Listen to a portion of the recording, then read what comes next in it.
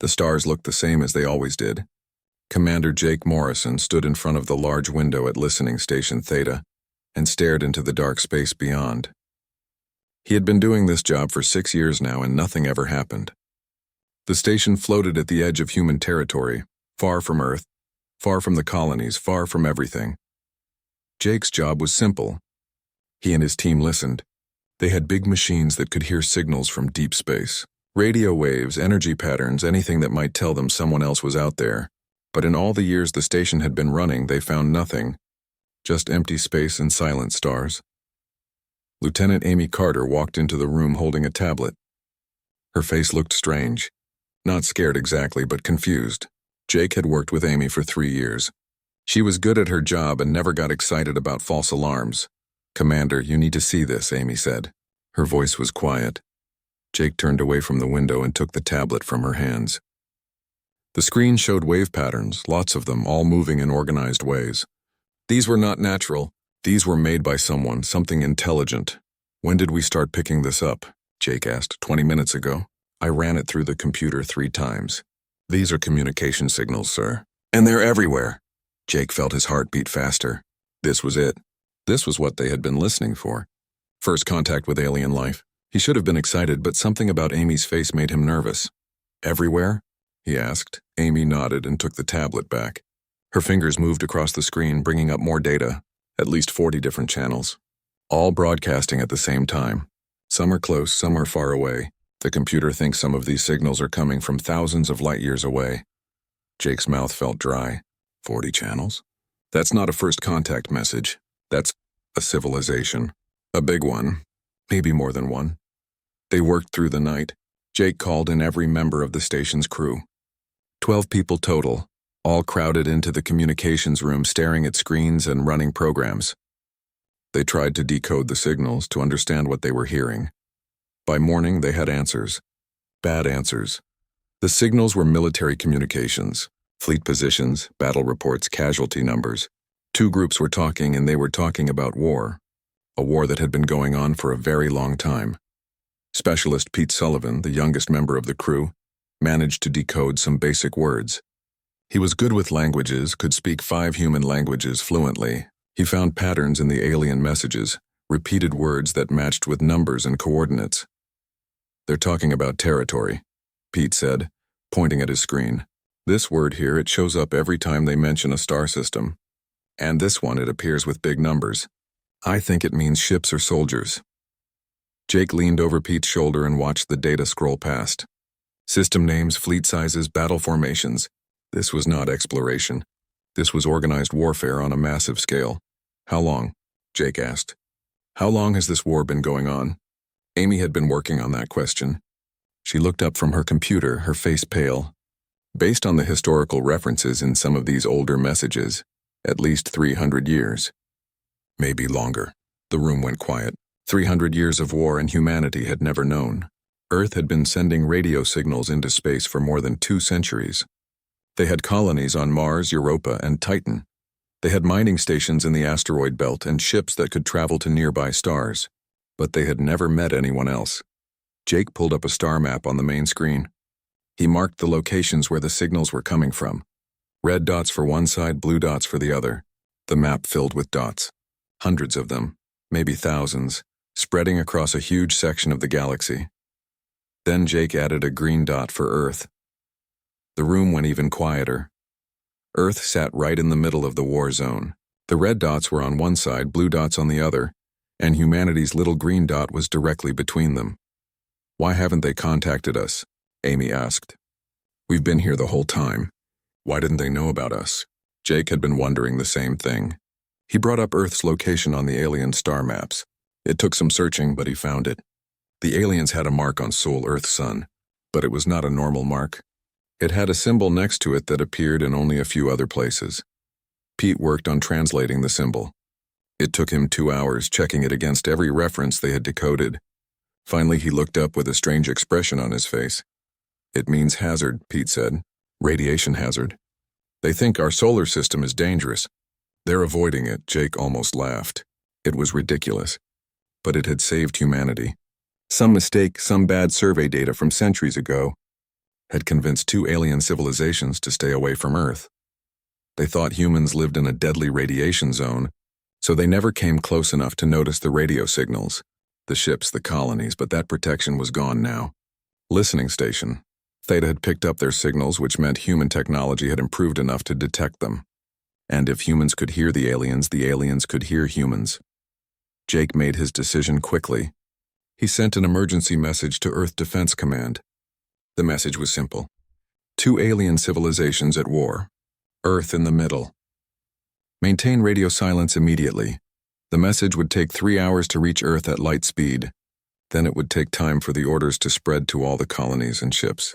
Jake could only hope they would be fast enough. He assigned Amy to continue monitoring the alien signals. He needed to know everything about these two groups.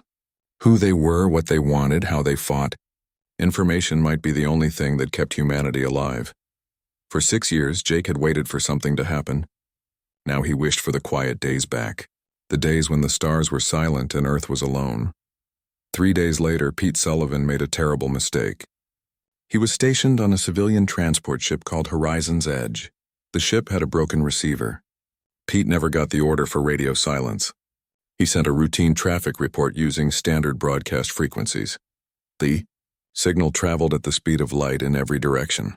Both alien civilizations picked it up within minutes. Jake saw it happen on his monitors. The alien chatter suddenly changed. New words appeared, words they had not seen before. Urgent messages flying between ships. Coordinates being shared and checked. The coordinates for Earth's solar system. Amy stood next to Jake, watching the same screens. "They know we're here," she whispered. Jake nodded. He opened a communication channel to Earth Defense Command, bypassing the light speed delay with the station's quantum transmitter. The technology was new and expensive, saved for emergencies. This was an emergency. "This is listening station Theta," Jake said into the microphone. His voice was steady, but his hands shook. "The aliens have discovered Earth's location. Unknown number of ships heading our way. First contact is no longer a possibility. It's happening. Prepare for arrival." He closed the channel and looked at Amy. She looked back at him.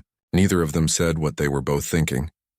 Humanity had been alone in the galaxy for its entire history. In a few days, maybe hours, that would change. And based on everything they had learned about these aliens, first contact was not going to be peaceful.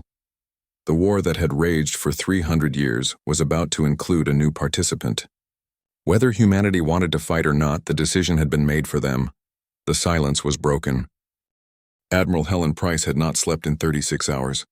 She stood on the bridge of the EDS Valiant, the flagship of Earth's defense fleet, watching the screens that showed empty space. But the space would not stay empty for long. The warning from listening station Theta had reached Earth 3 days ago. Since then, every human ship had been recalled to defensive positions.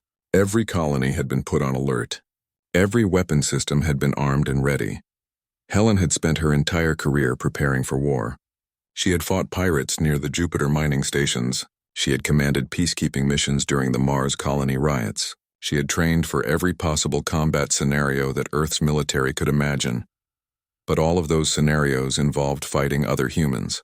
The tactical books, the training simulations, the war games, all of them assumed human opponents who thought like humans, fought like humans, made mistakes like humans. The things coming toward Earth were not human. "Admiral, we have contact," Lieutenant Lisa Hayes called out from the sensor station. 3 ships just dropped out of faster-than-light travel at the edge of the solar system. Helen's jaw tightened. "Show me." The main screen changed to display the new arrivals. 3 ships, each one massive, their hulls covered in something that looked almost alive. They were not smooth like human ships. Their surfaces had texture, patterns that moved and shifted. One of the ships was at least twice the size of the Valiant. "Are they sending any messages?" Helen asked. "Nothing, Admiral. No radio signals, no laser communications, nothing." Helen watched the alien ships. They were not moving toward Earth. They were not moving at all, just sitting there at the edge of the system as if they were waiting. Then small objects began launching from the alien ships, dozens of them spreading out in a wide pattern. "Drones," said Commander Greg Foster, the tactical officer. "They're scanning the system." Helen had expected this. Whoever these aliens were, they wanted information before they acted. That was smart. It also gave humanity a little more time. "Let the drones pass," Helen ordered. "Do not engage. I want all ships to hold position and stay quiet." The order went out across the fleet. 37 warships, everything Earth had, waiting in defensive formations around the home planet. It was not much compared to what they had seen in the alien communications. Some of those alien fleets had hundreds of ships, but it was all humanity had. The alien drones moved fast. Within 2 hours, they had passed Mars and were heading toward Earth. Helen watched them on the sensors. Small objects no bigger than a car, moving with purpose and intelligence. Captain Greg Foster commanded Guardian 3, one of the defense platforms that orbited Mars. He had been watching the drones approach his position for the last 20 minutes. The drones were not hiding. They were scanning everything openly, sending data back to their motherships. Greg's orders were clear. Do not engage. Let them look. But as Greg watched the drones get closer, he felt anger building in his chest. These things had come into humanity's home system without asking, without communicating, treating Earth like it was already conquered territory. One of the drones moved directly toward Guardian 3. It was close now, less than 1,000 kilometers away. Greg could see it clearly on his screens, a dark object covered in sensors and strange technology. The drone began scanning Guardian 3 directly, mapping the station's weapons and defenses. Greg made his decision. He knew it was against orders. He knew it might start a war, but something in him refused to let this alien machine study humanity's defenses without consequence. "Target that drone," Greg ordered. "Fire when ready." His crew hesitated for just a moment. Then they followed orders. The railguns on Guardian 3 fired. Metal slugs moving at tremendous speed crossed the distance in seconds. The first drone exploded into fragments, then the second drone. The third tried to dodge, but the computer-aimed guns tracked it perfectly. 3 shots, 3 kills. But the third drone had time to send one final message before it died. The alien response was immediate. Beams of pure energy lanced out from the 3 alien ships, crossing millions of kilometers in seconds. The beams hit Guardian 3 with incredible force. The station's shields lasted less than 2 seconds. Then the beams cut through the hull like it was paper. Greg had just enough time to realize his mistake before Guardian 3 exploded. 47 people died with him. A few escape pods managed to launch, but most of the crew never had a chance. Helen watched it happen from the Valiant. One moment Guardian 3 was there, and the next it was just debris spreading out in a cloud of metal and frozen air. "Pull all forces back to Earth orbit," Helen ordered. Her voice was cold and hard. "Defensive formation around the planet. Prepare for engagement." The alien ships did not pursue. They had made their point. But they sent something else instead. A small probe moving slowly toward Earth, broadcasting a simple message on repeat. The message was not words. It was pictures. Simple drawings that any species could understand. The first picture showed human ships. The second picture showed those ships exploding. The third picture showed Earth and beams of energy raining down on it from space. The meaning was clear. Surrender or die. Before Helen could decide how to respond, the sensors picked up new contacts. More ships dropping out of faster-than-light travel. But these were not the same as the first 3. These ships had different shapes, different designs. 6 new contacts, Admiral, Lisa called out. They're positioning themselves opposite the first group. I think they're here for a fight. Helen felt her stomach drop. 2 groups of aliens and Earth caught between them. This was worse than she had imagined. The second group sent no message to Earth. They simply opened fire on the first group. The battle that followed was beyond anything humans had ever seen. Energy weapons that made nuclear bombs look small. Missiles that could track targets across millions of kilometers. Shields that bent space itself to deflect incoming fire. The fight raged for 3 hours. Earth's fleet watched in horror as the 2 alien forces tore each other apart, with weapons that humanity could barely understand. Several times, stray shots from the battle came close to human positions. Once, a damaged alien ship exploded only a few 100,000 kilometers from the moon. The explosion was bright enough to be seen from Earth's surface. When the battle finally ended, both alien fleets were badly damaged. The first group, the ones with organic-looking hulls, had lost 2 of their 3 ships. The second group had lost 4 of their 6. The survivors were venting atmosphere and leaking energy. The first group retreated first, their remaining ship limping away toward the edge of the system. But before they left, they dropped a beacon in Earth's orbital path. Lisa analyzed the beacon's message. More pictures, more simple drawings. This time the images showed human ships being destroyed by the second alien group. Then images of the first group's ships protecting Earth. An offer of alliance, maybe. Or a warning. The second group did not leave. Their 2 surviving ships held position near Mars. They sent their own message to Earth. This one was longer, more complex. Lieutenant Sophie Blake, working in the intelligence section, managed to decode part of it. She was young, only 25, but she had a gift for understanding patterns and codes. "Admiral, I've got something," Sophie said over the communication channel. "The second group is making demands. They want us to submit to their authority. They're calling themselves an empire, and they say if we don't join them, they'll assume we're allies of the first group." "What's the first group called?" Helen asked. Sophie checked her notes. "Best translation I can manage is collective. The Vrin Collective. And the second group? The Korath Empire." Helen looked at the tactical display. 2 alien civilizations, both damaged from fighting each other, both now interested in Earth. The Vrin had threatened humanity. The Korath were demanding submission. She opened a secure channel to Earth's government. President Andrew Palmer needed to make a decision, and he needed to make it fast. But Helen already knew what she was going to recommend. She had seen what these aliens could do. She had watched Guardian 3 get destroyed in seconds. She had seen weapons that made humanity's best technology look primitive. Earth could not win a war against either of these powers. Not right now. But Helen also knew humanity's history. She knew what happened when our ancestors faced impossible odds. They did not give up. They adapted. They learned. They found a way. President Palmer's response came back within an hour. It was short and simple. Earth would not submit to anyone. If the aliens wanted war, they would get war. Helen smiled grimly. It was a stupid decision, really. Humanity had no chance. But it was the right decision. She opened a fleet-wide channel. Every captain, every crew member, everyone fighting for Earth heard her next words. "This is Admiral Price. We have been threatened by forces we don't understand, using technology we can't match. They expect us to surrender or die. But I know something they don't know. I know that humans don't quit. We fight, we learn. We survive. Today we start fighting. Today we show the galaxy that Earth belongs to humans and nobody takes it from us without paying a price they'll never forget." The fleet responded with determination. Every ship acknowledged the order. Every crew prepared for battle. Earth's first war with alien civilizations had begun. The first month of war was a disaster for humanity. The Vrin destroyed 2 colony stations without warning. The Korath seized Europa and turned it into a military base. Human casualties climbed past 5,000.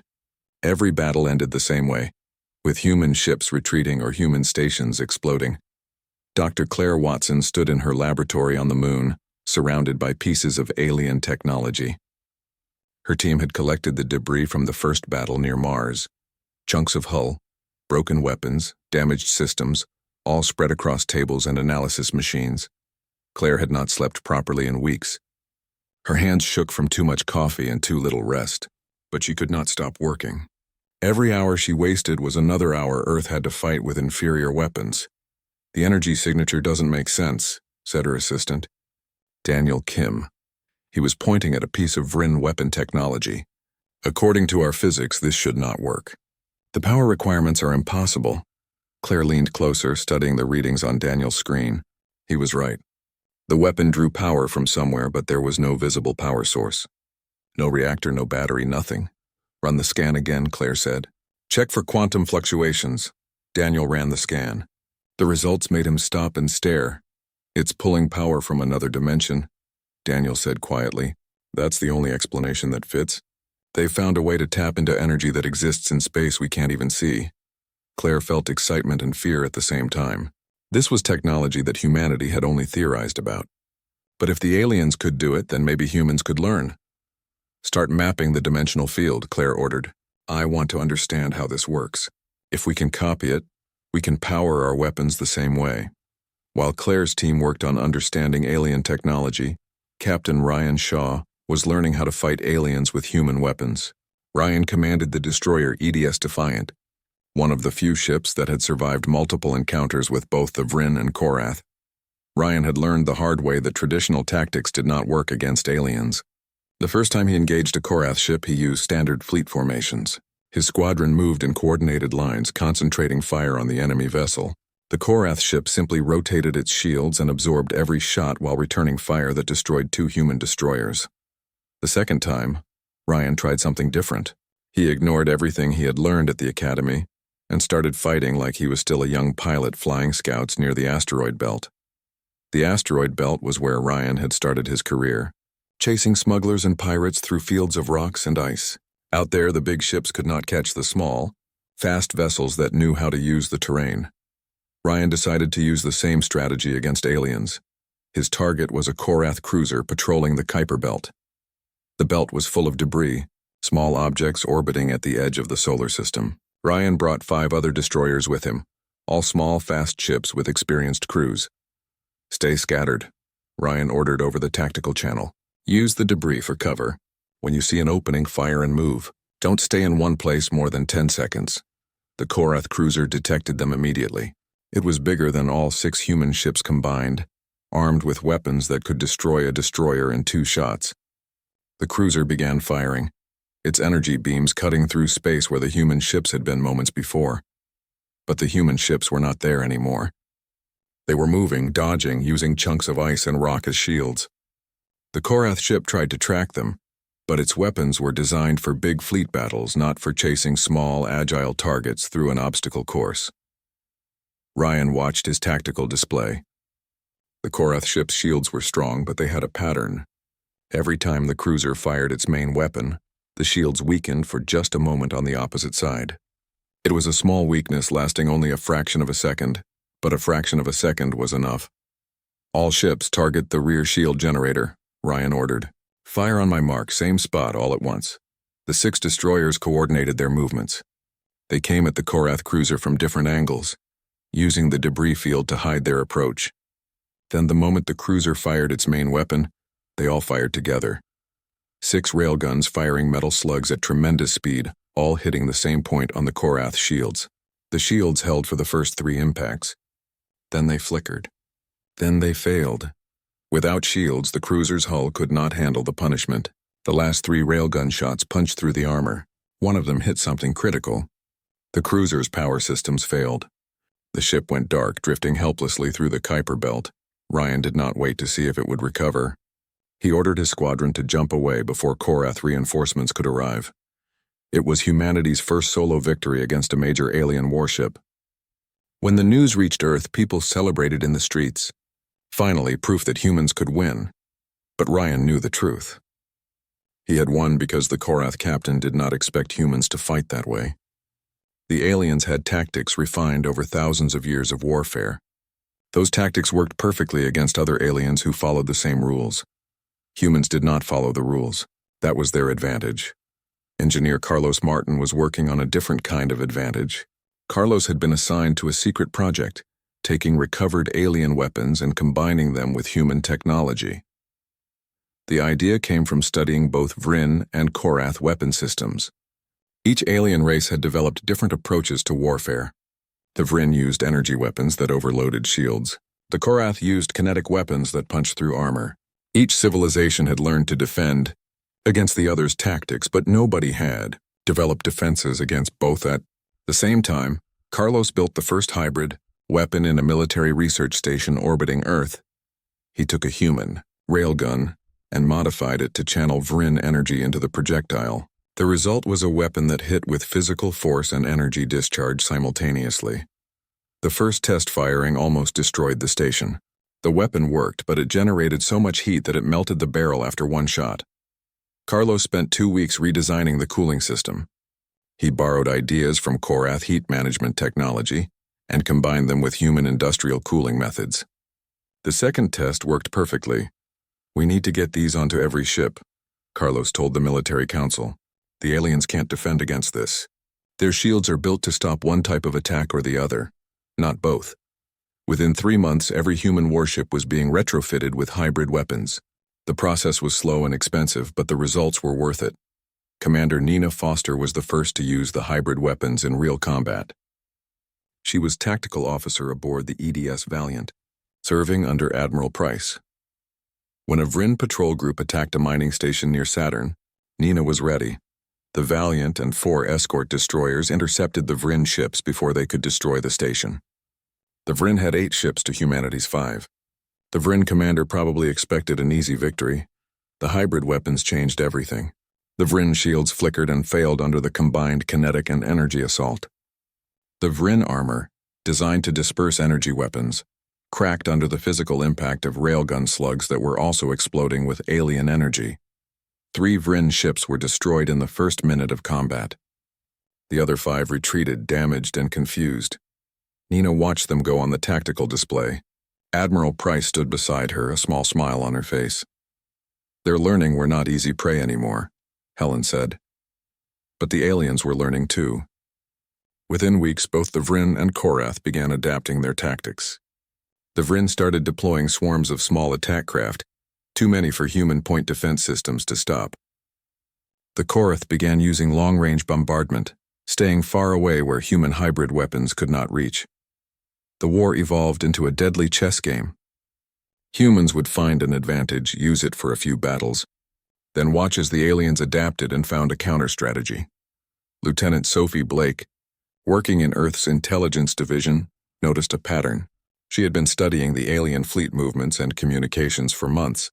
Both the Vryn and Korath were fighting humanity, but they were also still fighting each other.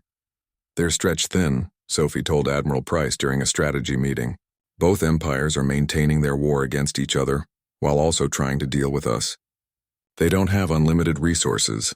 Helen understood immediately. We're an annoyance to them, not a real threat.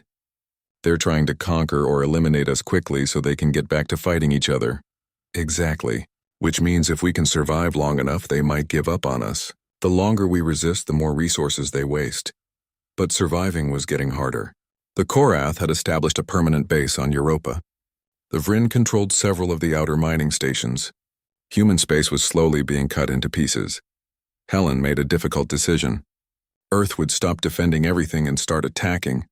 Instead of protecting every station and colony, humanity would hit alien supply lines, staging areas, and communication hubs. Make the aliens pay for every meter of space they took. We're going on the offensive, Helen announced to her senior staff. We're going to make them regret coming to our system, and we're going to make sure the entire galaxy knows we're here. Commander Nina Foster understood what that meant. Lieutenant Commander Sam Brooks checked his weapons one last time. His ship, the destroyer EDS Pathfinder, was leading a strike force of 12 ships deep into enemy territory. Their target was a Vryn supply depot near Proxima Centauri, the closest star to Earth. It was humanity's first major offensive operation. No defense, no patrol, no protection. Just pure attack. 2 minutes to arrival, called out his navigation officer, Katie Young. She was nervous. Everyone was nervous. They were about to jump directly into the middle of Vryn-controlled space. Sam had volunteered for this mission. Someone had to be first. Someone had to show Earth that humans could take the fight to the aliens instead of waiting for the aliens to come to them. All ships, weapons ready, Sam ordered over the tactical channel. We hit fast, we hit hard, and we jump out before they know what happened. The 12 ships dropped out of faster-than-light travel right on top of the supply depot. The Vryn had no warning. Their sensors had not detected the human fleet until it was already there, weapons armed and firing. The depot was not heavily defended. 3 cargo haulers, 2 escort frigates, and the depot station itself. The Vryn escorts tried to raise shields and return fire, but the human ships were already among them, firing from point-blank range. Hybrid weapons tore through the Vryn defenses. The first cargo hauler exploded, spilling supplies into space. The second tried to run but was destroyed before it could jump away. The third managed to get its shields up but could not handle concentrated fire from 6 human destroyers. The escort frigates put up more of a fight. Their energy weapons damaged 2 human ships, forcing them to fall back. But the Vryn were outnumbered and outgunned. Both escorts were destroyed within 10 minutes. The depot station itself had no weapons. It was just a storage facility. Sam could have destroyed it, but he had different orders. "Linda, you're up," Sam said. Sergeant Linda Cole was the communications specialist aboard the Pathfinder. She had a very specific job for this mission. She activated the ship's most powerful transmitters and began broadcasting in every direction. The broadcast was simple. It was a recording of the entire battle, from the moment the human ships arrived until the depot was disabled. Linda sent it on every frequency both the Vryn and Korath monitored. She made sure both alien civilizations would receive it, watch it, and understand it. The message was clear. Humanity could strike deep into alien territory. Humanity could win battles. And humanity wanted everyone to know it. Broadcast complete, Linda reported. Every listening post within 20 light years will have picked that up. Sam smiled. Then let's go home. The 12 ships jumped away, leaving behind the wreckage of the Vryn supply depot. The entire operation had taken 18 minutes. When news of the raid reached Earth, the celebration was enormous. For months, humanity had been losing, retreating, dying. Finally, they had struck back and won decisively. But the real impact of the raid was not the military damage. It was the broadcast. Within days, both the Vryn and Korath had received the message. Both alien civilizations understood what it meant. Humanity was no longer just defending. They were attacking. They were broadcasting their victories. They were demanding to be noticed. The Vryn response was predictable. They sent a battle group toward Earth to retaliate. 15 warships, more than the Vryn had ever committed to fighting humanity before. Admiral Helen Price prepared Earth's defenses. Every ship, every weapon, every soldier was ready for the coming battle. But the Korath response was not what anyone expected. Instead of attacking, the Korath sent a message. A real message, not threats or demands. They used broken English, clearly translated by computer programs that had been studying intercepted human communications. The message arrived at Earth Defense Command and was immediately forwarded to President Andrew Palmer. Helen was in the meeting when they listened to it for the first time. The alien voice was strange, rough, and deep, speaking slowly in poorly pronounced English. Humans of Earth, Korath Empire watches your strength. You fight well. You fight hard. This is good. The Empire respects strength. We offer you alliance. Join us. Share your technology. Share your warriors. Together we crush the Vryn Collective. Together we rule the galaxy. The room was silent after the message ended. They want us to join them? Someone asked. They're offering alliance, not conquest, Helen said carefully. That's new. President Palmer was a careful man, slow to make decisions. He had been Earth's leader for 8 years and had guided humanity through economic troubles and colony disputes. But nothing in his experience had prepared him for this. What are the terms? Palmer asked. Helen pulled up the full message on her display. The Korath promised to respect Earth's autonomy. Human colonies stay under human control. No forced technology sharing. No forced military service. But they expect us to fight the Vryn alongside them. And they want access to our hybrid weapon technology. What do we get? Palmer asked. Protection, resources, access to Korath space and technology, a seat on their war council. Palmer considered this for a long moment. It sounds too good to be true. It probably is, Helen agreed. But it might also be our best chance of survival. For 3 days, Earth's government debated. Military leaders argued for accepting the Korath offer. How else could humanity survive against 2 galactic empires? Civilian leaders argued against it. Alliance with the Korath would make Earth part of their war, their empire, their goals. During those 3 days, Lieutenant Karen White was doing her own research. Karen was a junior intelligence officer, not important enough to be in the big meetings, but she was smart and curious, and she had been studying intercepted alien communications for months. Karen discovered something that changed everything. The Vryn and Korath had been at war for 300 years. Everyone knew that. But Karen dug deeper into the historical communications.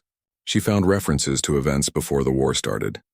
Peace negotiations, border disputes, trade agreements, and she found the moment when the war began.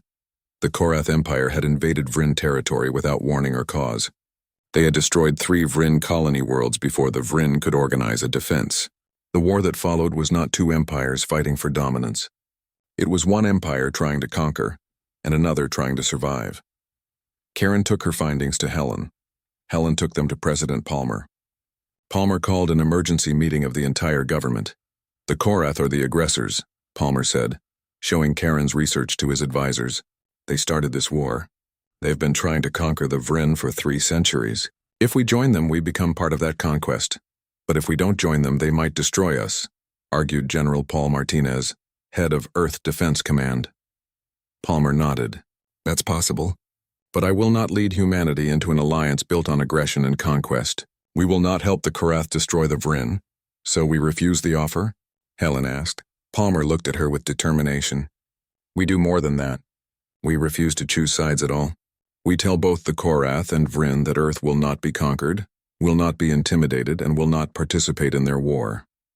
We force them to leave us alone. Helen stared at him. Sir, that's insane. We can't fight both of them at once. We don't have to fight them, Palmer said. We just have to make it too expensive for them to keep fighting us. It was General Kyle Harrison who turned Palmer's idea into a real military strategy. Kyle was an older officer, experienced in guerrilla warfare and unconventional tactics. He had spent 10 years fighting separatist groups on the Mars colonies. He knew how a small force could frustrate a larger enemy. We don't defend, Kyle explained to the military council. We raid. We hit their supply lines, their communication stations, their isolated outposts. We make them waste resources hunting us. We make every kilometer of human space cost them more than it's worth. Both of them at the same time? Someone asked. Both of them at the same time, Kyle confirmed. We prove we're not allies with either side. We prove we're everyone's problem. The plan was approved. Within a week, human strike forces were attacking both Vryn and Korath positions simultaneously. Captain Ryan Shaw led a raid on a Korath mining operation near Saturn. Commander Nina Foster hit a Vryn communication hub in the asteroid belt. Sam Brooks took his squadron to destroy a Korath supply convoy heading toward Jupiter. Every raid was broadcast on open channels. Every victory was announced to the galaxy. Humanity was not hiding anymore. They were making noise, demanding attention, forcing both alien civilizations to acknowledge that Earth was not going to be an easy target. After 6 weeks of constant attacks, both the Vryn and Korath requested communication with Earth. Ambassador Julia Martin was chosen to represent humanity. She was a career diplomat who had negotiated peace between Mars and Earth during the colony independence crisis. Now she would negotiate with aliens. The meeting was held on a neutral space station, quickly constructed by all three powers in empty space between territories. Julia arrived with a small team and no weapons. She was there to talk, not fight. The Vryn representative was an insectoid creature, its body covered in hard shell plates, multiple arms moving constantly. The Korath representative was reptilian, scaled and massive, easily 3 times Julia's size. Both aliens looked at the small human with what might have been contempt. The ceasefire lasted 8 months. For 8 months, human space was quiet. No attacks, no raids, no battles. People started to believe that maybe peace was possible. Then a Korath extremist group attacked a Vryn civilian transport, killing 3,000 passengers. The Vryn retaliated immediately, destroying a Korath colony that had nothing to do with the extremist attack.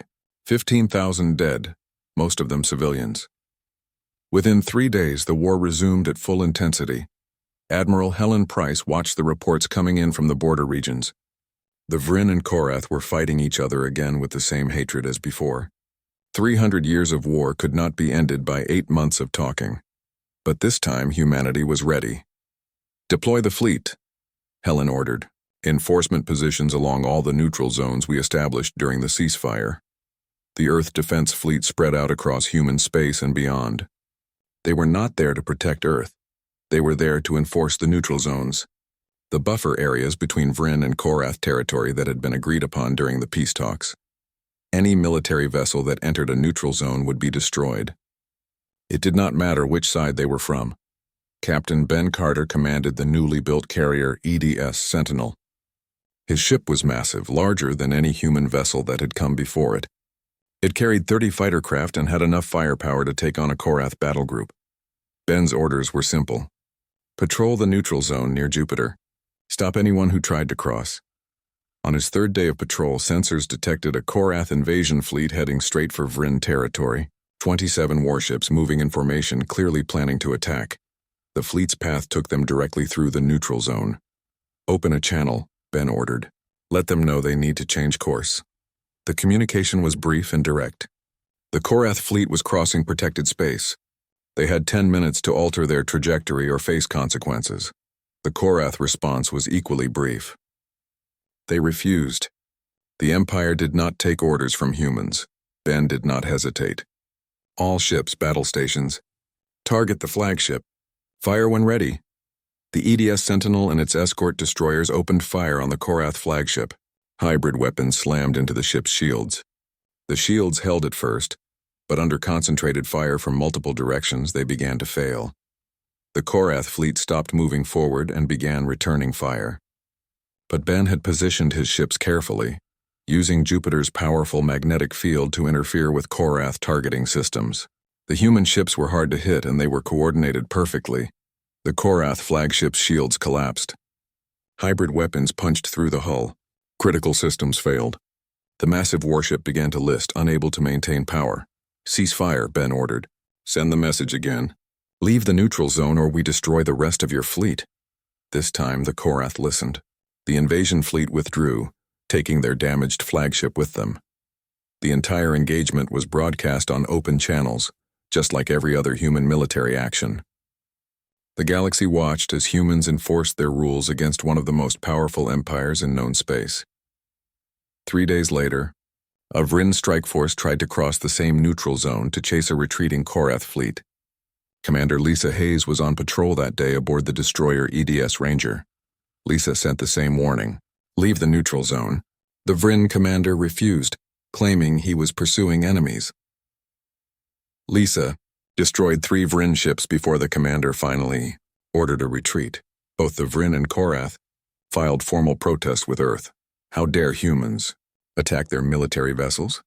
How dare humans interfere in their war? Ambassador Julia Martin replied with a simple statement: "You agreed to the neutral zones. We are enforcing them.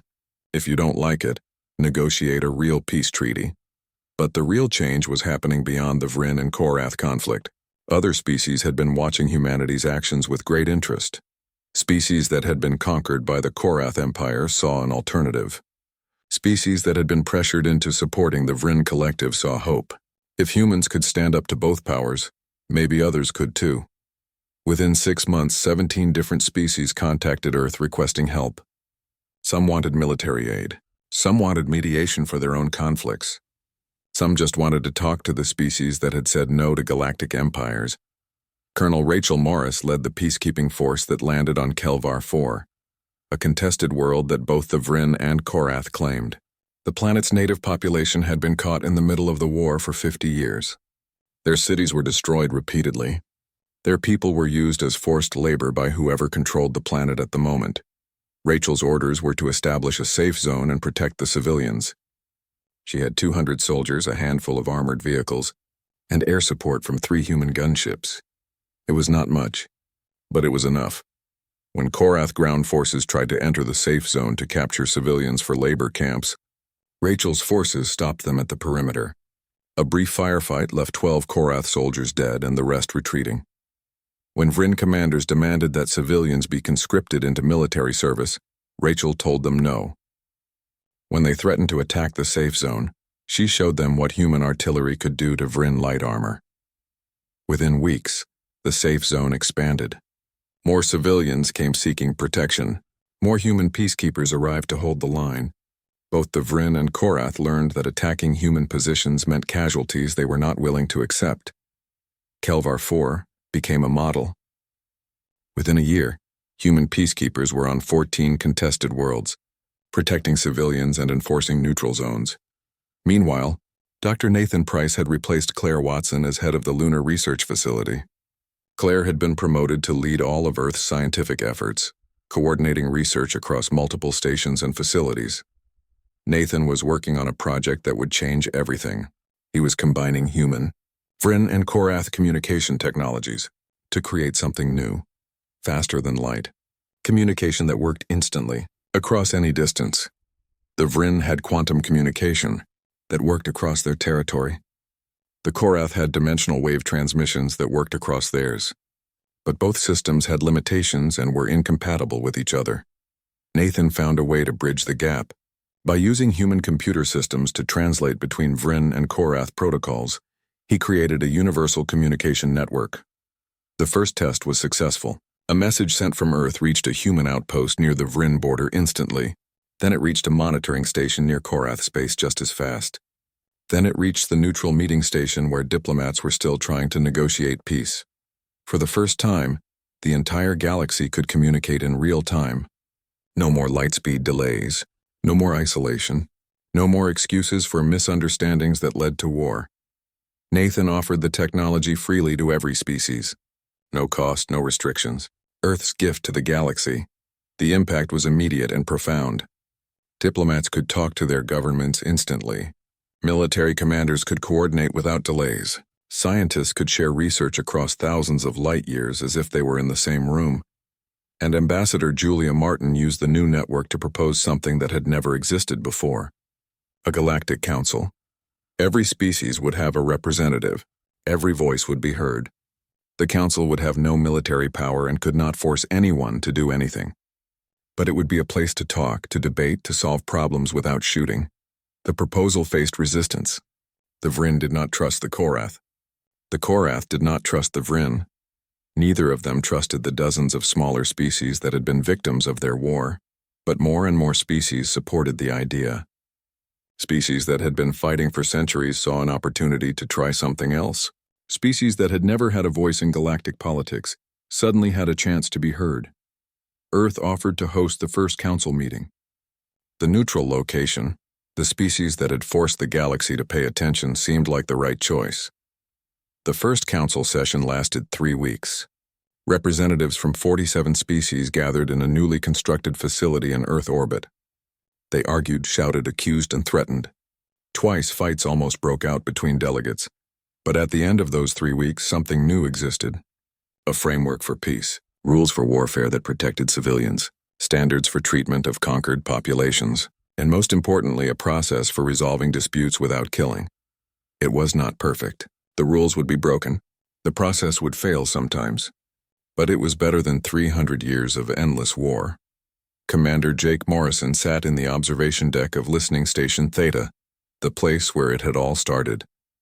The station was different now.